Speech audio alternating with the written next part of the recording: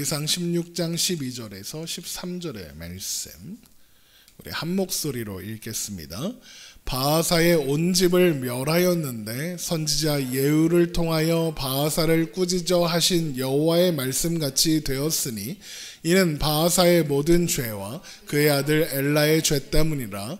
그들이 범죄하고 또 이스라엘에게 범죄하게 하여 그들의 헛된 것들로 이스라엘의 하나님 여호와를 노하시게 하였더라. 아멘. 남유다 아사 왕의 시대가 저물었고 그 아들인 여호사밧이 유다 왕위에 올랐습니다.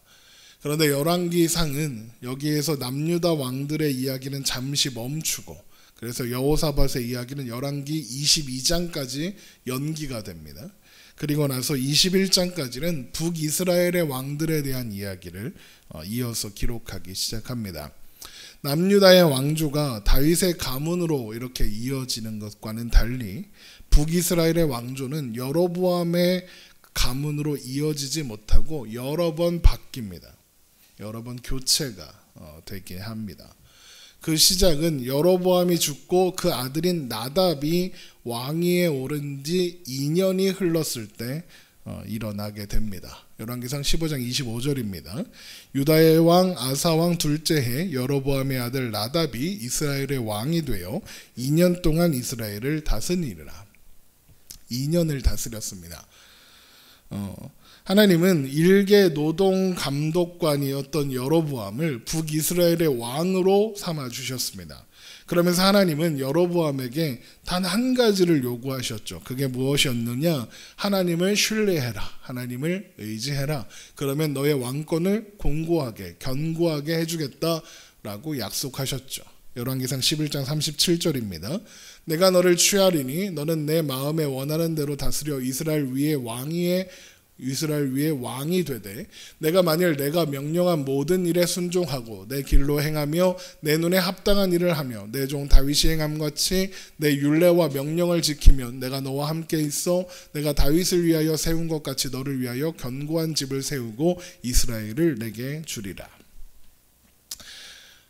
쉽게 말하면 이런 겁니다. 여로보암, 너 스스로 너의 힘으로 왕권을 지키려고 애쓰지 말고 쓸데없는 수고하지 말고 하나님을 바라보고 하나님이 지켜주시겠다고 하신 그 약속을 믿고 의지해라.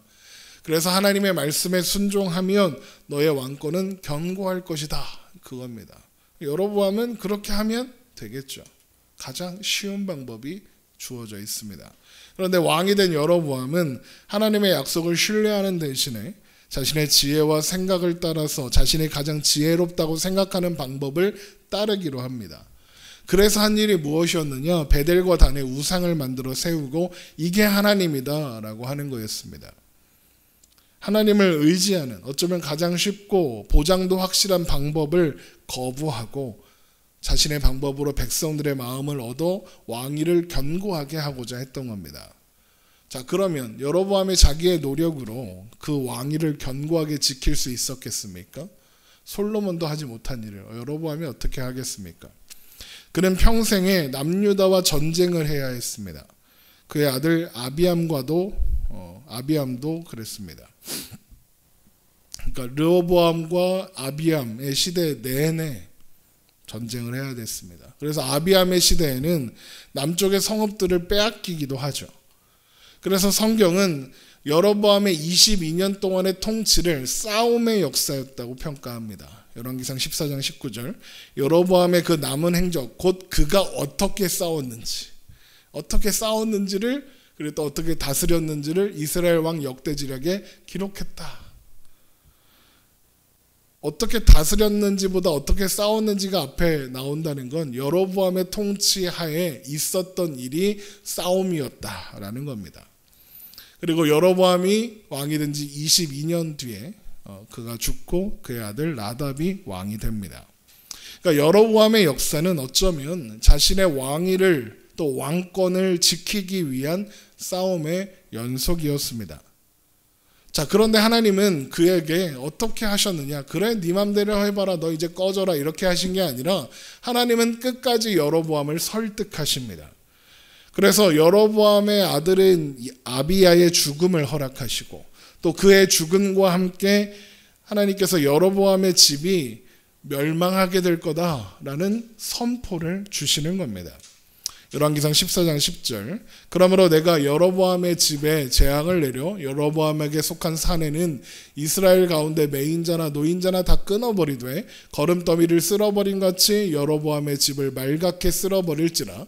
여로보암에게 속한 자가 성읍에서 죽은즉 개가 먹고 들에서 죽은즉 공중의 새가 먹으리니 이는 여호와께서 말씀하셨음이니라 하셨나니 너는 일어나 내 집으로 가라. 내 발이 성읍에 들어갈 때에 그 아이가 죽을지라. 온 이스라엘이 그를 위하여 슬퍼하며 장사하려니와 여로보암에게 속한 자는 오직 이 아이만 묘실에 들어가리니 이는 여로보암의 집 가운데서 그가 이스라엘의 하나님 여호와를 향하여 선한 뜻을 품었음이라.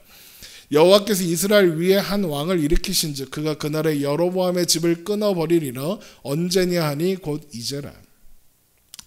자, 그런데 여러분, 하나님께서 심판을 선포하시는구나, 이제 여로보암 망했다, 이렇게 생각하시면 안 됩니다.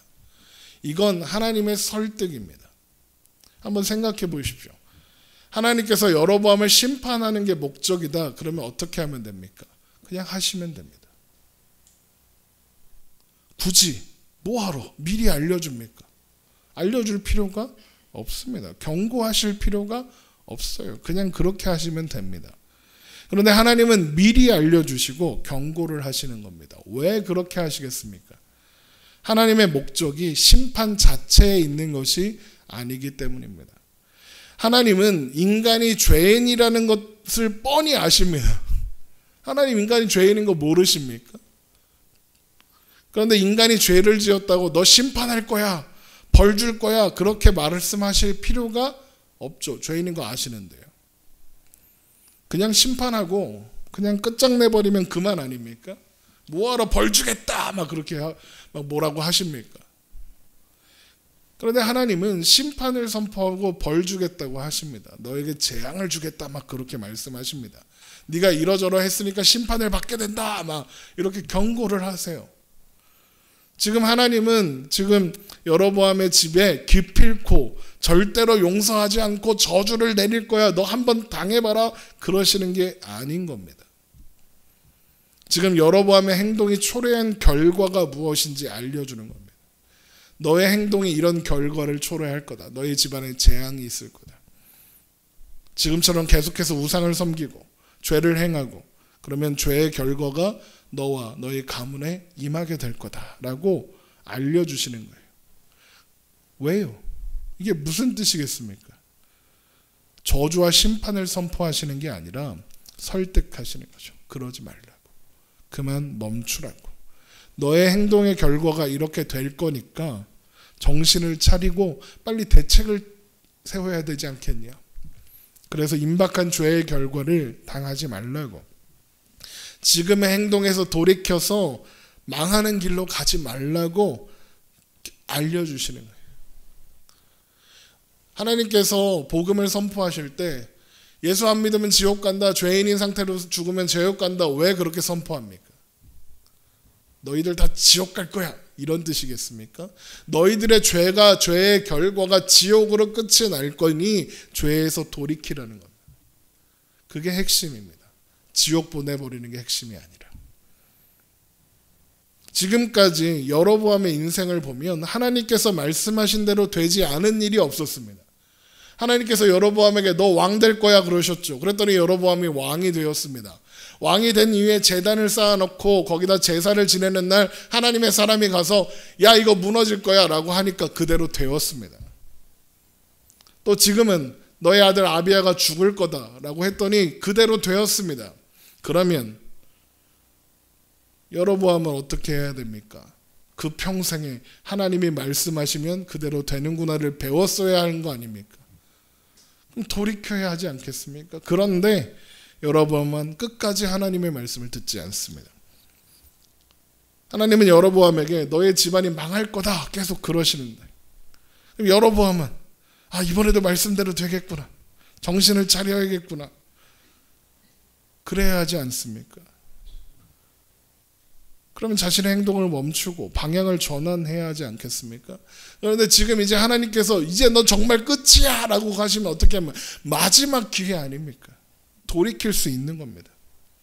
그래서 하나님이 굳이 여로보암의 아들 가운데 굳이 하나님을 향하여 선한 마음을 품고 있는 아비야를 죽이시는 겁니다.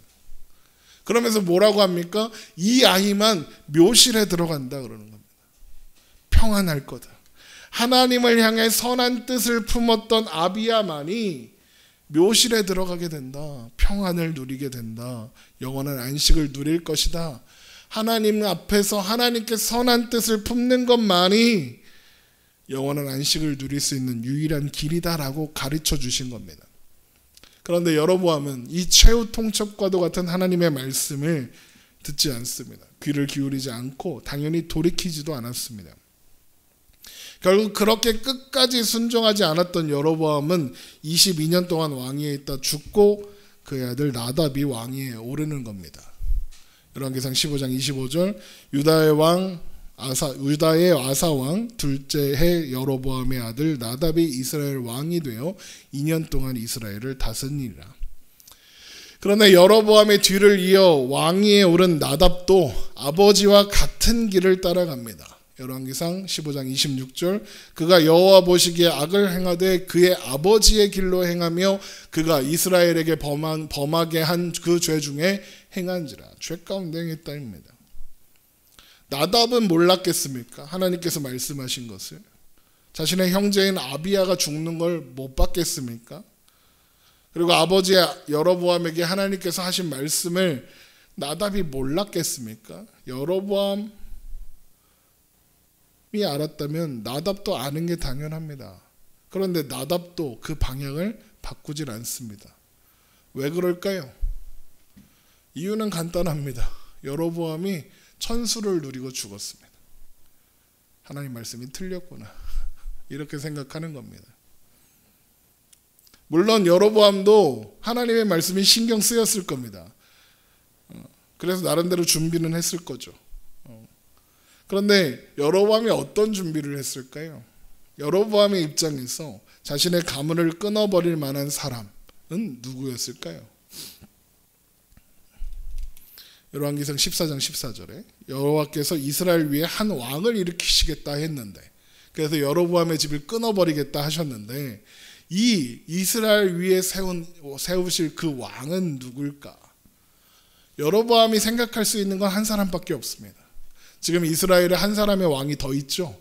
남유다의 왕입니다. 남유다의 왕 르호보암, 또 그 아들 아사. 여로보암은 왕위에 오른 순간부터 남유다의 왕을 경계했습니다. 그래서 베델과 단에 금송아지 세우고, 야 이게 하나님이니까 예루살렘에 예배하러 갈 필요가 없다 그러는 거 아닙니까? 열왕기상 12장 26절을 보면 그의 마음에 스스로 이르기를 나라가 이제 다윗의 집으로 돌아가리이다. 만일 이 백성이 예루살렘에 있는 여호와의 성전에 제사를 드리고자 하여 올라가면 이 백성의 마음이 유다 왕 된 그들의 주 르호보암에게로 돌아가서 나를 죽이고 유다의 왕 르호보암에게로 돌아가리로다 하고, 이에 계획하고 두 송아지를 만들고 무리에게 말하기를 너희가 다시는 예루살렘에 올라갈 것이 없도다. 이스라엘아, 이는 너희를 애굽 땅에서 인도하여 올린 너희의 신들이라 하고 하나는 베델에 두고 하나는 단에 둔지라. 그러니까 여로보암의 수준에서 자신의 왕위를 위협하고 자신의 가문을 쓸어버릴 수 있는 사람은 남유다의 왕인 겁니다. 이게 여로보암의 수준이죠. 그래서 여로보암이 평생에 르호보암과 싸우는 겁니다. 그리고 그 아들 아비야와도 싸웠던 겁니다. 자, 그러면 여로보암의 뒤를 이어서 왕이 된 나답은 어떻겠습니까? 역시 그가 경계할 것은 남유다의 왕이라고 생각했을 겁니다. 자, 그런데 나답이 왕이 됐을 때 남유다의 왕이 누굽니까? 아사입니다. 이제 막 왕위에 올라서 2년밖에 되지 않은 아사입니다. 그런데 아사는 그의 선대왕이었던 아비야와는 또 르호보암과는 달리 전쟁을 기피하는 인물인 것 같습니다. 우리 지난 시간에 살펴봤죠? 전쟁을 썩 좋아하는 인물은 아니었던 것 같습니다. 그러니까 나답의 눈에 아사는 어떤 상대입니까? 쉬운 상대입니다. 아, 쟤는 나한테 더 이상 위협이 되지 않겠구나 생각한 겁니다. 그러니까 아사가 자신을 왕위에서 끌어내리고 자기 가문을 쓸어버릴 만한 왕으로는 안 보이는 겁니다.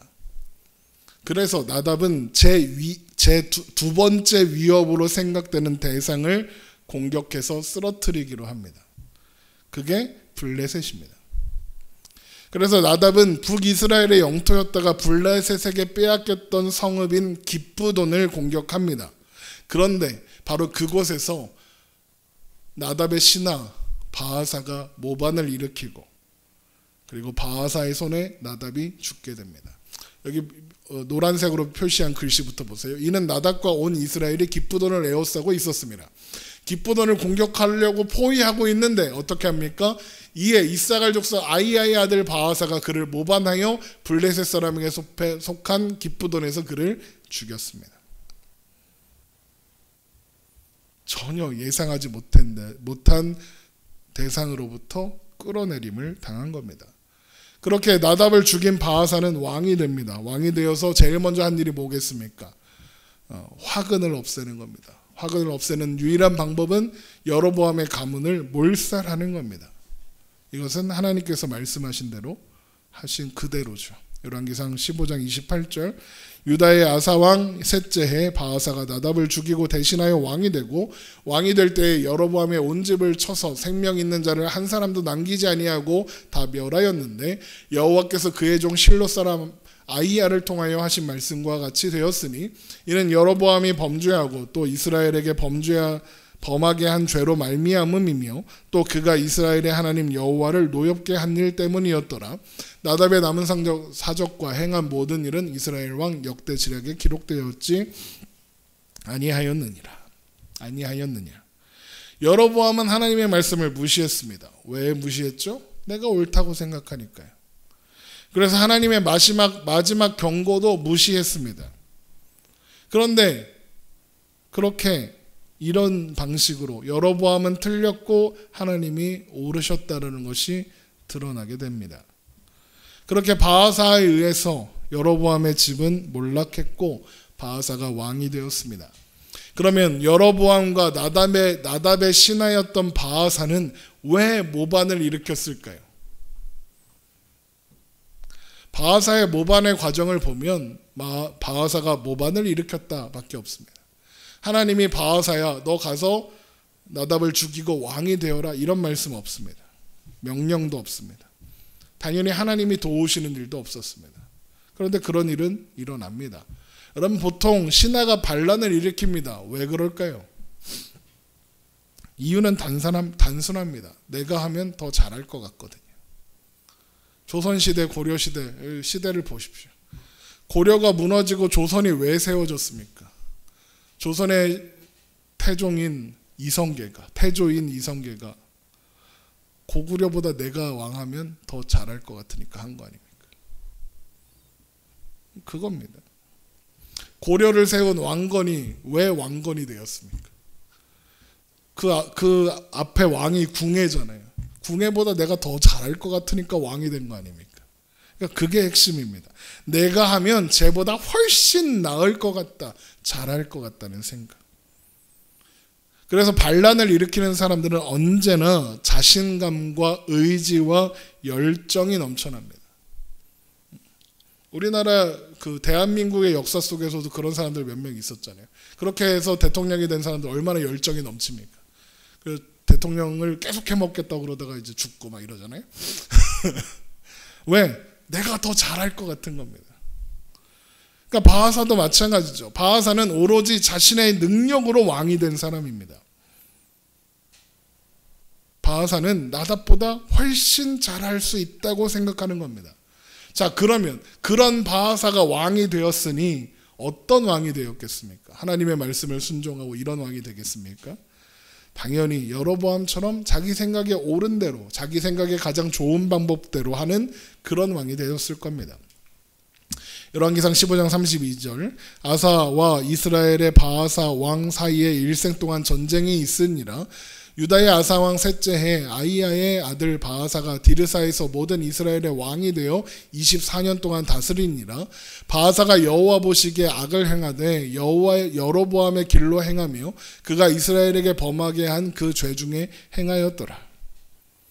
바하사가 여로보암의 길로 행했다는 겁니다. 물론 바하사는 반란으로 왕이 된 사람이니까 결코 여로보암의 길로 가지 않으려고 했을 겁니다. 여로보암과 차별된 왕이 되려고 했겠죠.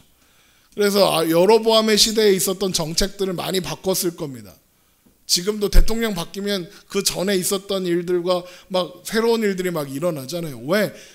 내가 더 나은 왕이라, 내가 더 나은 지도자라는 걸 드러내야 하기 때문에 그런 겁니다. 바하사도 그렇게 했을 겁니다. 그래서 바하사는 나는 여로보암과 달라 이렇게 생각했겠죠. 그런데 하나님은 뭐라고 하십니까? 너 여로보암과 똑같은 놈이야. 그러시는 겁니다. 왜요? 하나님 보시기에 그가 가는 길은 본질적으로 여로보암의 길, 하나님을 떠나 하나님을 의지하지 않는 길이니까요. 똑같은 겁니다.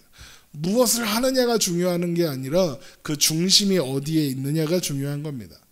자, 그러면 바하사는 어떻게 되겠습니까? 그의 왕위가 견고하고 안전할까요? 그럴 리가 없죠. 여로보암의 수순을 밟을 게 뻔합니다. 보이죠. 하나님을 의지하지 않으니 그의 왕권도 안전할 리가 없습니다. 그런데 놀랍게도 하나님께서 그런 바하사에게 똑같은 말씀을 주십니다. 여로보암과 마찬가지를. 열왕기상 16장 1절 여호와의 말씀이 하나니의 아들 예후에게 임하여 바하사를 꾸짖어 이르시되 내가 너를 티끌에서 들어 내 백성 이스라엘 위에 주권자가 되게 하였거늘. 바하사는 지 힘으로 왕이 됐다고 생각하지만 하나님은 뭐라고 하십니까? 내가 왕이 된 거 한 거야 이 자식아. 그러시는 거죠. 그런데 어떻게 했답니까? 내가 여로보암의 길로 행하며 내 백성 이스라엘에게 범죄하게 하여 그들의 죄로 나를 노엽게 하였은즉 내가 너 바하사와 내 집을 쓸어버려 내 집이 느밧의 아들 여로보암의 집같이 되게 하리니 바하사에게 속한 자가 성읍에서 죽은즉 개가 먹고 그에게 속한 자가 들에서 죽은즉 공중의 새가 먹으리라 하셨더라. 여로보암에게 하셨던 경고와 똑같은 경고가 임하는 겁니다. 자, 그러면 하나님께서 바하사에게 이런 경고의 말씀을 주시는 이유는 뭐겠습니까? 여로보암에 경고하신 이유와 마찬가지죠. 심판하시는 게 목적이면 이런 말씀을 주실 필요가 없습니다. 그냥 심판하면 된다고요. 굳이 미리 말씀하실 필요도 없고 그것도 굳이 다음 왕의 시대에 그런 일이 일어나게 하실 필요도 없습니다. 그냥 바하사의 당대에 이 말씀을 하자마자 그런 일이 일어나게 하시면 되는데 그렇게 하지 않으십니다. 경고하시고 죽을 때까지 기다려 주시는 겁니다. 왜요? 심판이 목적이 아니니까요. 여로보암의 길로 가는 거 아니라고, 글로 가면 안 된다고 가르쳐 주시는 거죠. 그러면 바하사는 어떻게 했을까요? 돌이키지 않았습니다. 그리고 살다가 죽습니다. 죽을 때까지 돌이키지 않았다는 겁니다. 그리고 어떻게 됩니까? 그 아들이 왕위에 오릅니다. 열왕기상 16장 5절 바하사가 그의 조상들과 바하사의 남은 사적과 행한 모든 일과 권세는 이스라엘 왕 역대지력에 기록되지 아니하였느냐? 바하사가 그의 조상들과 함께 잠에 디르사에 장사되고 그의 아들 엘라가 대신하여 왕이 되니라. 여호와의 말씀이 하나니의 아들 선지자 예후에게도 임하사 바하사와 그의 집을 꾸짖음은 그가 여로보암의 집과 같이 여호와 보시기에 모든 악을 행하며 그의 손의 행위로 여호와를 노엽게 하였음이며 또 그의 집을 쳤음이더라. 바하사 뒤에 왕이 된 엘라는 분명 선대에 바하사의 시대에 하나님의 경고가 있었던 걸 알고 있었을 겁니다. 게다가 엘라는 북이스라엘의 초대 왕조였던 여로보암의 집이 어떻게 무너지는지 봤습니다. 어떻게 무너졌습니까? 자기 아버지의 모반으로 멸망당했다는 걸 알고 있습니다. 사람들이 보기에 여로보암의 왕권은 견고했습니다. 그러니까 무사하게 아들에게 물려준 거죠. 그런데 나답이 그거 믿고 까불다가 죽었습니다.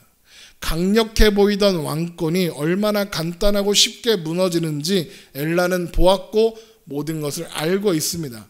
그러면 왕권이 아무리 강해도 왕권을 스스로 지킬 수 있는 것이 아니구나, 그건 스스로 지키는 것이 너무 어려운 일이구나를 알았을 겁니다. 그러면 어떻게 하면 되겠습니까?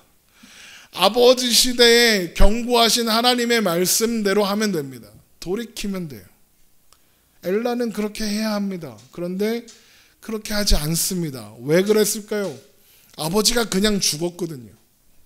천수를 누리고 죽었어요. 별일이 없어요. 나답과 똑같은 생각을 하는 겁니다. 하나님이 틀렸고 하나님이 착각한 거다. 그렇게 생각하고 하나님 말씀에 귀를 기울이지 않는 겁니다. 열왕기상 16장 13절 이는 바하사의 모든 죄와 그의 아들 엘라의 죄 때문이라 그들이 범죄하고 또 이스라엘에게 범죄하게 하여 그들의 헛된 것들로 이스라엘 하나님 여호와를 노하시게 하였더라. 자, 그러면 바하사는 모반으로 권력을 잡았습니다. 그 아들인 엘라도 그걸 알고 있습니다. 자, 모반으로 권력을 잡은 사람들의 특징이 뭔지 아십니까? 사람을 믿지 않는다는 겁니다. 아들인 엘라도 마찬가지일 겁니다. 기본적으로 사람을 신뢰하지 않습니다. 그래서 믿을 만한 사람들만 최측근에 둡니다. 그리고 나머지는 불신합니다. 써먹는 용도였을 겁니다. 그런데 여러분, 엘라가 어떻게 죽는 줄 아십니까? 열왕기상 16장 9절 엘라가 디르사에 있어, 여기 왕궁입니다. 왕궁 맡은 자 아르사의 집에서 마시고 취할 때에 그 신하 곧 병거 절반을 통솔한 지휘관 시므리가 왕을 모반하여 시므니가 들어가서 그를 쳐 죽이고 그를 대신하여 왕이 되니 곧 유다의 아사왕 제20년 7년이라. 엘라는 시므리의 모반으로 죽었습니다. 그런데 시므리가 어떤 사람입니까? 신하 곧 병거 절반을 맡은 사람, 최측근 중에 측근입니다. 군대를 맡길 만큼 믿었던 사람입니다. 그런데 더 놀라운 건 시므리가 엘라를 죽일 때 엘라는 뭐 하고 있었습니까? 아르사의 집에서 마시고 취하고 있었습니다. 자기가 제일 안심하고 믿는 사람의 집에서 술 먹다가 그렇게 된 겁니다. 제가 역사를 참 좋아하고 역사 소설도 좋아하고 막 그러는데 실제 역사나 또 역사 소설 같은 거 보면 보통 이런 모반의 경우에는 왕을 술에 취하게 한 놈도 공범입니다. 안 그러면, 그렇지 않으면 왕이 취했다는 걸 어떻게 알고 얘가 들어오겠습니까? 취했다는 걸 알려주는 겁니다. 그러니까 지금 엘라는 자기가 제일 믿었던 사람들한테 죽임을 당하는 거예요. 선대 왕조를 모반하면서 자신들은 다를 줄 알았던 바하사의 왕조가 그렇게 끝나는 겁니다. 이대 만에. 하나님께서 분명하게 말씀해 주셨죠. 그런데 바하사도 나답도 엘라도 배우질 않는 겁니다.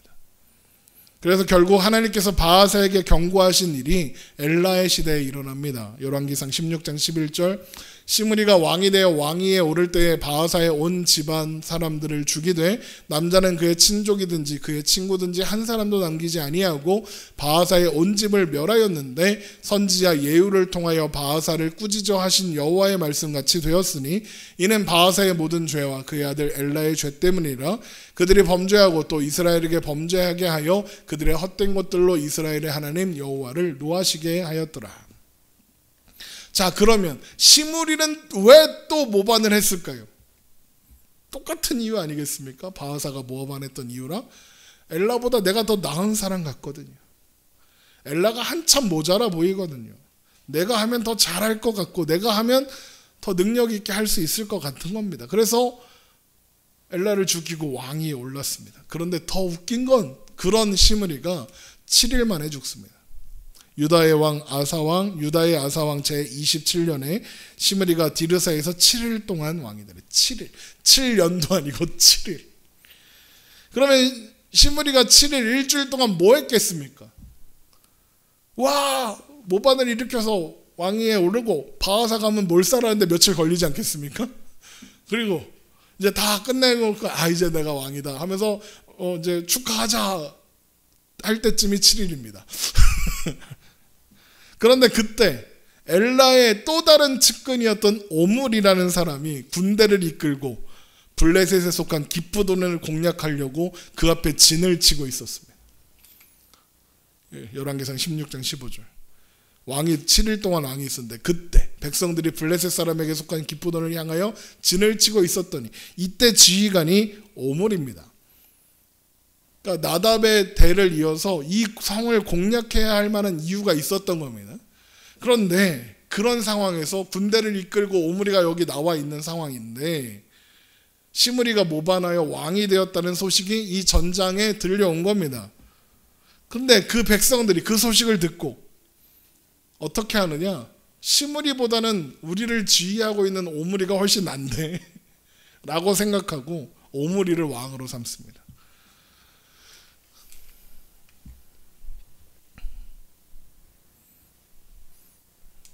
열왕기상 16장 16절 진중의 백성들이 시므리가 모반하여 왕을 죽였다는 말을 들은지라 그날에 이스라엘의 무리가 진에서 군대 지휘관 오므리를 이스라엘의 왕으로 삼음해. 그래서 오므리가 군대를 이끌고 기브돈에서 돌아와서 공격하는 겁니다. 수도를. 오므리가 이에 이스라엘 무리를 거느리고 기브돈에서부터 올라와서 디르사를 에워쌌더라. 그러면 디르사를 수도를 지키고 있던 군사들이 전쟁을 위해 출병했던 군대 같은 편 아닙니까? 걔네들하고 잘 싸울 수 있을까요? 그럴 리 없습니다. 이게 쉬운 일이 아닙니다. 형제가 있을 수도 있고 막 그래요. 그러니까 어떻게 되겠습니까? 디르사는 금방 함락됩니다. 함락 소식을 들은 시므리는 이렇게 됩니다. 왕궁 요새에 들어가서 불을 질러 스스로 목숨을 끊게 되죠. 열왕기상 16장 18절 시므리가 성읍이 함락됨을 보고 왕궁 요새에 들어가서 왕궁에 불을 지르고 그 가운데서 죽었으니 겨우 7일입니다. 7일 동안 뭐 했겠습니까? 내가 아까 말씀드린 거 그런 거 했을 거예요. 그러면 시므리는 사실 하나님 보시기에 악을 행할 만한 시간이 그렇게 없었습니다. 이스라엘에게 죄를 범하게 할 만한 시간도 그렇게 없었습니다. 그런데 하나님은 시므리를 어떻게 평가하시느냐? 하나님 보시기에 악을 행하여 범죄한 사람이다 라고, 여로보암의 길로 간 사람이라고 평가합니다. 열왕기상 16장 19절 이는 그가 여호와 보시기에 악을 행하며 범죄하였기 때문이라. 그가 여로보암의 길로 행하며 그가 이스라엘에게 죄를 범하게 한 그 죄 중에 행하였더라. 여러분 여기서 우리가 알 수 있는 게 뭐냐? 뭘 했느냐가 중요한 게 아니라는 겁니다. 뭘 했느냐가 중요한 게 아니라 뭐 며칠이 지났느냐 몇 년이 지났느냐가 중요한 게 아니라 하나님을 의지하지 않고 있다라는 사실이 중요하다는 걸 알 수 있는 겁니다. 자, 그렇게 시므리가 죽고 그럼 오므리가 왕이 되었겠죠. 그런데 그때 새로운 인물이 나타나 북이스라엘의 절반을 데리고 왕위에 오르니 그가 기나르의 아들 디브니라는 사람입니다. 열왕기상 16장 21절 그때 이스라엘 백성이 둘로 나뉘어 그 절반은 기나스의 아들 디브니를 따라 그를 왕으로 삼고 그 절반은 오므리를 따랐더니 이스라엘이 반으로 또 나뉜 겁니다. 그럼 어떻게 되겠습니까? 내전을 하게 되잖아요. 전쟁을 하는 겁니다. 이게 되게 재밌는 역사 얘기입니다. 전쟁 얘기하는 겁니다. 그러니까 어떻게 됩니까? 둘 중에 하나는 이겼겠죠. 누가 이겼느냐? 오므리가 이깁니다. 열왕기상 16장 22절 오므리를 따른 백성이 기나스의 아들 디브니를 따른 백성을 이긴지라 디브니가 죽음에 오므리가 왕이 되니라. 이렇게 왕위에 오른 오므리의 왕조, 그 가문이 북이스라엘의 벌써 4번째 왕조입니다. 바하사부터 오므리까지 다 모반을 통해 왕이 되었고 그들은 최선을 다해서 왕권을 지키고 강화하고자 했을 겁니다. 그런데 바하사도 시므리도 오므리도 다 그렇게 애를 썼습니다. 특히 마지막으로 이제 모반에서 왕이 된 오므리는 더 애를 썼을 겁니다. 왜요? 시므리의 왕이 올랐으나 시므리가 왕위에 올랐는데 백성들의 지지를 못 받으니까 7일 만에 죽는 걸 봤거든요. 오므리는 백성들의 지지가 중요하다는 걸 오므리는 압니다. 그런데 자기가 왕이 되었는데 절반이 내 편이 아니잖아요. 그래서 나라가 쪼개졌었잖아요. 그런데 그걸 이제 힘으로 병합한 거 아닙니까? 그러니까 더 신경이 쓰였겠죠. 언제 저것들이 또 이렇게 해갖고 나를 끌어내릴지 모른다. 최선을 다했을 겁니다. 좋은 왕이 되려고, 좋은 왕인 척 하려고, 백성들을 자기 편으로 다 끌어내려고 엄청 애를 썼을 겁니다. 그런데 성경은 이런 수고들에 대해서, 이런 노력들에 대해서 뭐라고 하느냐? 먼저 처음으로 반란을 일으켜서 왕이 되었던 바하사. 열왕기상 16장 13절 이는 바하사의 모든 죄와 그의 아들 엘라의 죄 때문이라 그들이 범죄하고 또 이스라엘에게 범죄하게 하여 그들의 헛된 것들로 이스라엘 하나님 여호와를 노하시게 하였더라. 그들이 한 모든 일들이 헛된 것들이었다. 그러면 시므리는 어떻습니까? 시므리는 7일 만에 겨우 7일 만에 죽었는데 이스라엘에게 범죄하게 하였고 여로보암의 길로 행했답니다. 근데 7일 만에 끝났습니다. 7일 만에 끝나는 것 자체가 이미 헛된 인생이었다는 걸 보여줍니다. 또 오므리는 어떻습니까? 오므리가 열왕기상 16장 25절 오므리가 여호와 보시기에 악을 행하되 그 전에 모든 사람보다 역대급으로 악하게 행하여 느바데 아들 여로보암의 모든 길로 행하며 그가 이스라엘에게 죄를 범하게 한 그 죄 중에 행하여 그들의 헛된 것들로 이스라엘 하나님 여호와를 노하시게 하였더라. 어느 왕이 노력하지 않았겠습니까? 모두 최선을 다해 지혜를 짜내고 수고했을 겁니다. 그런데 성경은 하나님 없는 노력, 하나님 없는 지혜, 하나님 없는 수고는 모두 헛되다 이야기하는 겁니다. 그것이 성경의 선언이고 하나님의 평가입니다. 전도서 1장 1절 다윗의 아들 예루살렘의 왕 전도자의 말씀이라. 솔로몬이죠. 솔로몬이 뭐라고 합니까? 전도자가 이르되 헛되고 헛되며 헛되고 헛되니 모든 것이 헛되도다. 해 아래에서 수고하는 모든 수고가 사람에게 무엇이 유익한가? 전무후무하게 솔로몬보다 더 노력하고 뛰어난 왕이 있겠습니까? 그런데 솔로몬이 자신의 인생의 결론을 이렇게 내린 겁니다. 헛되고 헛되니 헛되고 헛되도다. 시편 127편 1절 여호와께서 집을 세우지 아니하시면 세우는 자의 수고가 헛되며 여호와께서 성을 지키지 아니하시면 파수꾼에 깨어 있음이 헛되도다. 이게 솔로몬의 결론입니다. 모든 왕들의 북이스라엘의 모든 왕들의 결론이 이겁니다. 헛되다. 사람들은 열심히 중요하다고 노력이 중요하다고 노력해야 된다 그러면 왜요? 왜 그게 중요하다고 이야기합니까? 모든 것을 스스로 해내야 하는 세상에 살고 있기 때문입니다. 그게 사람의 생각이고 사람의 최선입니다. 그런데 하나님은 뭐라고 하십니까? 그거 아니라고 말씀하십니다. 그래서 우리에게 열왕기의 말씀을 주시는 겁니다. 그리고 역사를 통해 배우라고 말씀하시는 겁니다. 보아라, 이것이 사람의 최선의 역사다. 모든 것이 헛되었다. 너희에게 필요한 건 열심이 아니다. 너희는 너희를 도우려는 나 하나님, 너희를 위하는 나를 아는 게 필요하다 말씀하시는 겁니다. 이사야 9장 7절 그 정사와 평강의 더함이 무궁하며 또 다윗의 왕자와 그의 나라에 군림하여 그 나라를 굳게 세우고 지금 이후로 영원히 정의와 공의로 그것을 보존하실 것이라. 만군의 여호와의 열심이 이를 이루시리라. 보존하시는데 우리의 열심이 아니라 만군의 여호와의 열심이 보존하신다. 빌립보서 1장 6절 너희 안에서 착한 일을 시작하신 이가 그리스도 예수의 날까지 이루실 줄을 우리는 확신하노라. 제가 제일 좋아하는 말씀이에요. 하나님께서 우리에게 원하시는 건 우리가 하나님이 계신 것을 아는 겁니다. 그리고 그 하나님이 우리를 위하시는 걸 아는 겁니다. 그리고 하나님이 우리를 도우신다는 걸 믿는 겁니다. 하나님이 없으면 모든 것이 헛되지만 하나님이 함께 하시면 모든 것이 승리다라는 것을 아는 것, 하나님이 원하시는 겁니다. 여러분, 그래서 기독교를 은혜의 종교라고 하는 겁니다. 모든 것이 하나님이 하시니까 은혜입니다. 우리는 그걸 누리는 겁니다. 하나님이 우리를 그리로 초대하셨습니다. 여러분, 황정민이라는 배우가 했던 유명한 수상 소감이 있습니다. 옛날에 지금까지도 회자되는 유명한 소감. 저는 스태프들이 차려놓은 밥상에 숟가락 하나만 놓았을 뿐입니다. 이런 수상 소감이 있습니다. 그 수상 소감에 빌려오면 우리는 하나님이 차려놓으신 밥상에 숟가락조차 놓지 않았습니다. 그냥 우리는 앉아서 밥을 맛있게 맛나게 먹었습니다. 그 고백이 시편 23편에 있습니다. 여호와는 나의 목자시니 내가 부족함이 없으리로다.